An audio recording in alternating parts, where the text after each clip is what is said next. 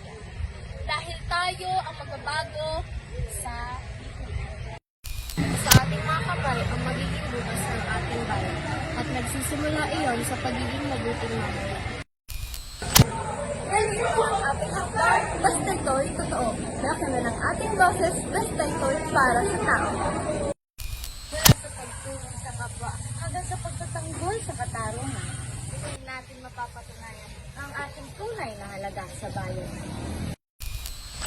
Ngunit teka, bakit habang tumatagal, ang bigat ay dumadami? May mga nagtuturo, ngunit mayroon din humusga.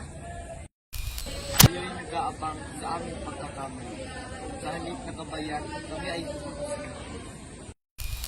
Ito kami ngayon, nakatindig sa gitna ng kamay. Mga kabataang minsan nang kinalimutan ng panahon. Sa gitna ng hamon na sumisira sa inang bayan, boses natin ay magsisilbing liwanag sa kadiliman. Hindi sapat ang salita, hindi sapat ang sigaw, kailangan ng gawa para sa bukas na malinaw. Hindi kami mananatiling nakatitig lamang sa gilid. Ito ko sa inyong liwanag kahit ang mundo ay bilang napakalayo.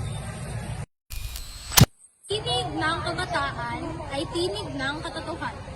Lumalaban sa katiwalian, humihingi ng katarungan. hindi kami mga kabataan laging nakayuko. Sa gitna ng hamon, kami laging nakatayo. Kami ang henerasyon na magbabago sa kasalukuyan. Hindi kami kabataan na walang paglingan. Kami ay kabataan na may pagtingin sa kinabukasan. At hanggat may kabataang handang kumilos, hindi mawawala ang pag-asa ng bayan. Kabataan ang pag-asa ng bayan.